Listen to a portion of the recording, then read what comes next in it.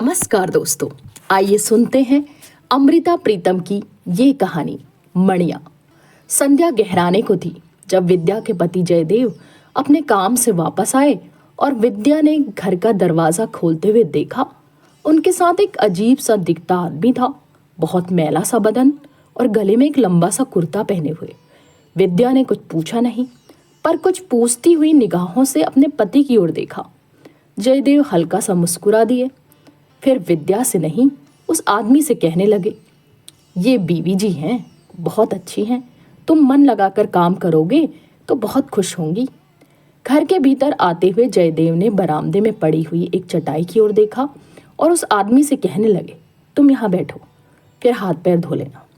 और घर के बड़े कमरे की ओर जाते हुए विद्या से कहने लगे, तुम चाहती थी ना कि काम के लिए कोई ऐसा आदमी मिल जाए जो खाना पकाना भले ही न जानता हो मगर ईमानदार हो।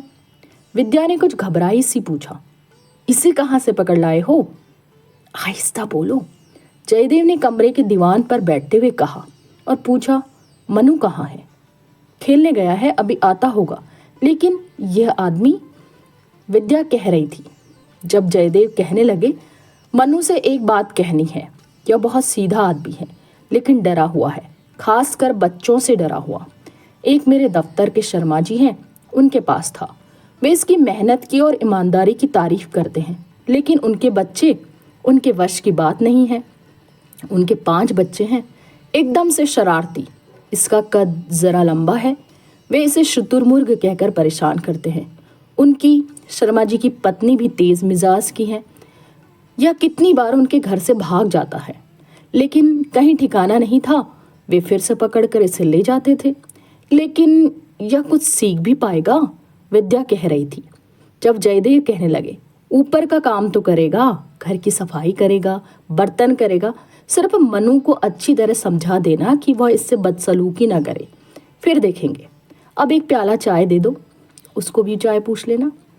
विद्या कमरे से लौटने को हुई, फिर भीतर के छोटे कमरे में जाकर एक कमीज पाजामा निकाल लाई और हाथ में साबुन का एक टुकड़ा और एक पुराना सा तौलिया लेकर बाहर चटाई पर बैठे हुए इस आदमी से पूछने लगी, तुम्हारा नाम क्या है?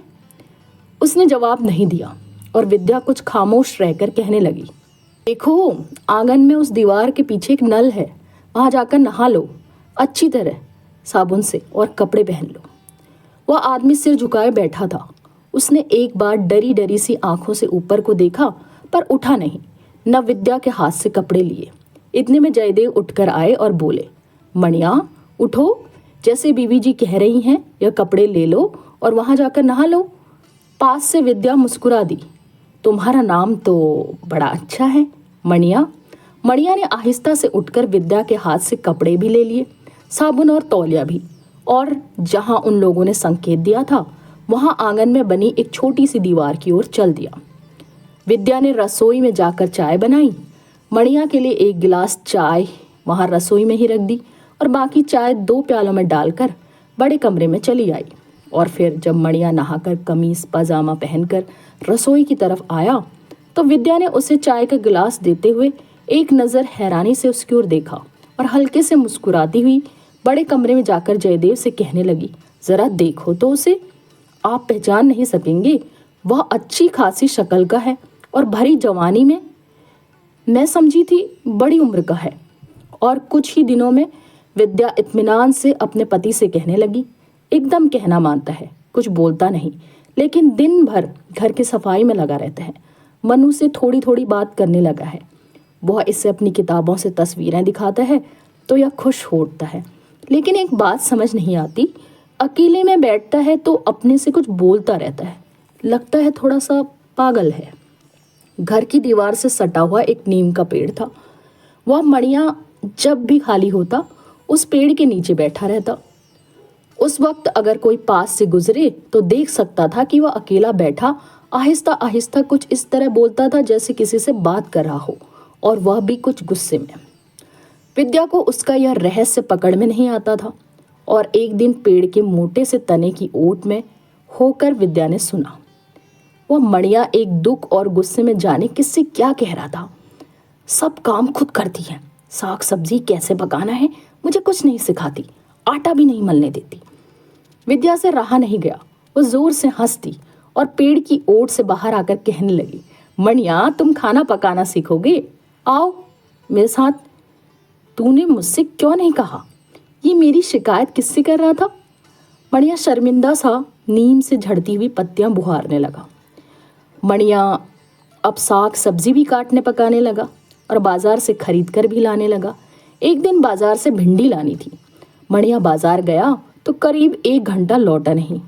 आया तो उसके हाथ के थैले में बहुत छोटी छोटी और ताज़ी भिंडियाँ थी, लेकिन उसका सांस ऐसे फूल रहा था जैसे कहीं से भागता हुआ आया हो।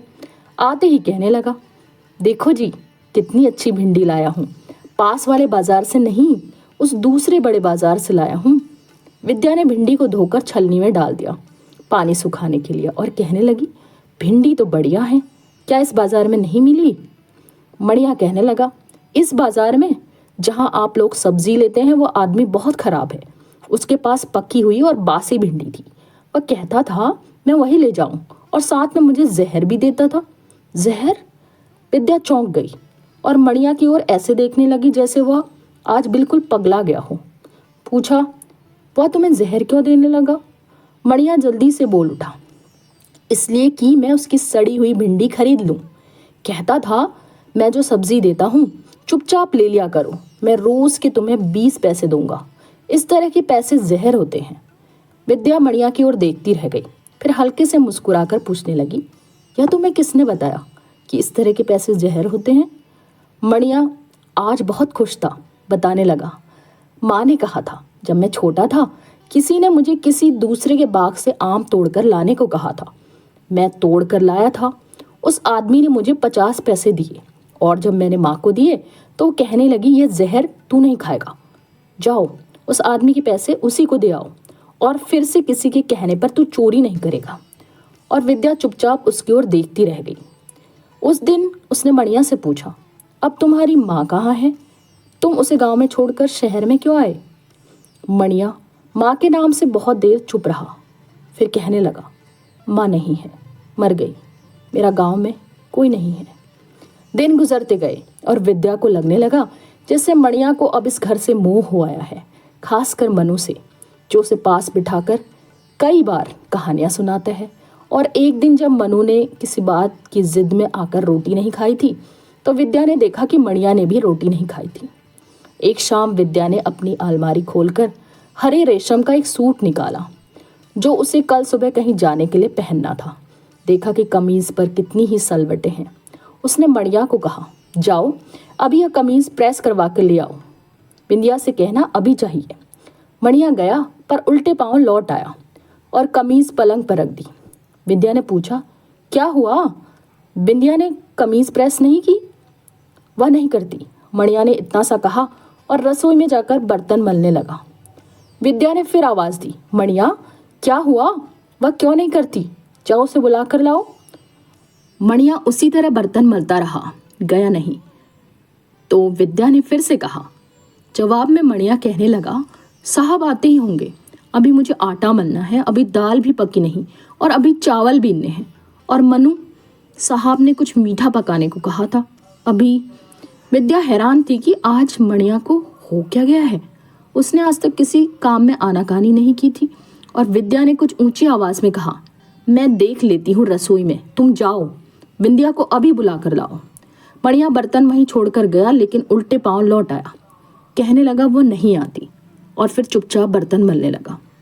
विद्या की पकड़ में कुछ नहीं आ रहा था। वह सोच रही थी जाने क्या हुआ, बिंदिया ऐसी तो नहीं है। इतने में दरवाजे की ओर से बिंदिया की पायल सुनाई दी और वह हंसती हंसती आकर कहने लगी, आप मुझे कमीज दीजिए, मैं अभी प्रेस की लाती हूँ। पर हुआ क्या? विद्या ने पूछा तो बिंदिया हंसने लगी। मणिया से पूछो, वह तो कुछ बताता नहीं, विद्या ने कहा और भीतर जाकर कमीज ले आई। उसने फिर मणिया की ओर देखा। वह कुछ बताता नहीं, विद्या ने कहा और भीतर जाकर कमीज ले आई। उसने फिर मणिया की ओर देखा और पूछा, बोलो मणिया क्या बात हुई थी? तू तो कहता था वह प्रेस नहीं करती और देखो वो तो खुद लेने आई है। मणिया ने न इधर को देखा न उधर और न कोई जवाब दिया। बिंदिया हंसती रही और फिर कहने लगी, बात कुछ नहीं थी। यह जब भी आपके कपड़े लेकर आता था मैं इसे मजाक से कहती थी, देखो इतने कपड़े पड़े हैं, पहले ये प्रेस करूंगी और फिर तुम्हारे कपड़े, अगर अभी करवाने हैं तो नाच कर दिखाओ। और यह हंसता भी था, नाचता भी था, और मैं सारा काम छोड़कर आपके कपड़े प्रेस करने लगती थी। आज पता नहीं क्या हुआ, मैंने इसे नाचने को कहा तो यह वहाँ से भाग आया। मैंने मजाक में कहा था अब मैं कभी प्रेस नहीं करूँगी। विद्या चुपचाप सुनती रही, फिर कहने लगी, और क्या बात हुई? बिंदिया हंसते हंसते कहने लगी, और तो कोई बात नहीं हुई, आज तो इसे मेरी माँ ने एक लड्डू भी दिया था खाने को, लेकिन यह लड्डू भी वहाँ छोड़ आया। तुम काहे का लड्डू इसे खिला रही थी? विद्या ने मुस्कुरा कर पूछा तो बिंदिया कुछ सकुचाती सी कहने लगी, मेरी सगाई हुई है, माँ ने इसे वही लड्डू दिया था। बिंदिया यह कहकर चली गई, कमीज प्रेस करके लाई, फिर से जाती बार मणिया को कहती गई, अरे तू आज किस बात से रूठ गया? पर मणिया ने उसकी ओर नहीं देखा, खामोश दूसरी ओर देखता रहा। रात हुई, सबने खाना खाया। मनु ने रोज की तरह मणिया को बुलाकर कुछ तस्वीरें दिखाई, पर मणिया सबकी ओर कुछ इस तरह से देख रहा था जैसे कहीं बहुत दूर खड़ा हो और दूर से किसी को पहचान न पा रहा हो। सुबह की चाय मणिया ही सबको कमरे में देता था, सूरज निकलने से पहले, लेकिन जब सूरज की किरण खिड़की में से विद्या की चारपाई तक आ गई, तब भी कहीं मणिया की आवाज़ नहीं सुनाई दी। विद्या जल्दी से उठी, रसोई घर में गई, पर मणिया वहाँ था नहीं। जयदेव भी उठे, देखा, कुछ परेशान हुए, पर विद्या ने कहा, आप घबराइए नहीं, मैं बाहर नीम के पेड़ तले देखती हूँ, वहाँ ज़रूर होगा। और जिस तरह एक बार आगे विद्या ने हौले से जाकर पेड़ के तने की ओट में होकर मणिया को देखा और सुना था, वहाँ गई तो मणिया सचमुच वहीं था, अपने में खोया सा, कहीं अपने से बाहर बहुत दूर, और कांपते से होंठों से बोलते जा रहा था, जाओ, तुम भी जाओ, तुम भी अलसी हो, तुम वही हो अलसी, जाओ जाओ। विद्या ने मणिया के करीब जाकर उसके कंधे पर हाथ रख दिया और आहिस्ता से कुछ इस तरह बोली जैसे नीम के पेड़ से नीम की पत्तियां झड़ रही हों। अलसी कौन थी? वो कहाँ चली गई? मणिया की आंखें कुछ इतनी दूर देख रही थी कि पास कौन खड़ा था उसे पता नहीं चल रहा था, पर एक आवाज़ थी जो फिर उसके कानों से टकराती रही थी। कौन थी अलसी? मणिया अपने में खोया सा बोलने लगा, वह मेरे साथ खेलती थी, हम दोनों जंगल में खेलते थे, कहती थी नदी के पार जाओ और उस पार की बेरी के बेर तोड़ कर लाओ। मैं नदी में तैर जाता था और दूसरे किनारे पर से बेर लाता था। वह कहाँ चली गई? विद्या की आवाज़ हवा के झोंके की तरह उसके कानों में पड़ी तो वो कहने लगा, अलसी का ब्याह हो गया, वो चली गई। विद्या ने मणिया के कंधे को झकझोरा, कहा, चलो उठो। मणिया ने एक बार विद्या की ओर देखा पर कहा कुछ नहीं, उसी तरह फिर खला में देखने लगा। विद्या ने फिर एक बार पूछा, अलसी ने जाते समय तुम्हें कुछ नहीं कहा था? मणिया अपने बदन पर झड़ती नीम की पत्तियों को मुट्ठी में भरता हुआ कहने लगा, आई थी ब्याह के लड्डू देने के लिए। और मणिया मुट्ठी खोलकर नीम की पत्तियों को जमीन पर बिखेरता कहने लगा, मुझे लड्डू खिलाती है। विद्या ने उसके सिर पर से नीम की पत्तियां झाड़ते हुए कुछ जोर से कहा, अब उठो, चलो चाय बनाओ। मणिया एक फरमाबदार की तरह उठ खड़ा हुआ और घर में जाकर चाय बनाने लगा। वह छुट्टी का दिन था, विद्या को और जयदेव को आज कहीं जाना था, इसलिए चाय पीकर मनु को घर में छोड़कर चले गए। दोपहर ढलने को थी। जब वे दोनों वापस आए तो घर में मनु था, पर मणिया नहीं था। मनु ने बताया उसे खिलाया था, फिर कहीं चला गया और अभी तक नहीं आया। जयदेव उसकी तलाश में घर से निकलने लगे तब विद्या ने कहा, वह आपको नहीं मिलेगा, वह आज दूसरी बार अपना गांव छोड़कर चला गया है। जयदेव ने विद्या की ओर देखा, पूछा, पर क्यों? विद्या कुछ देर खामोश रही, फिर कहने लगी, अब एक और अलसी का ब्याह होने वाला है।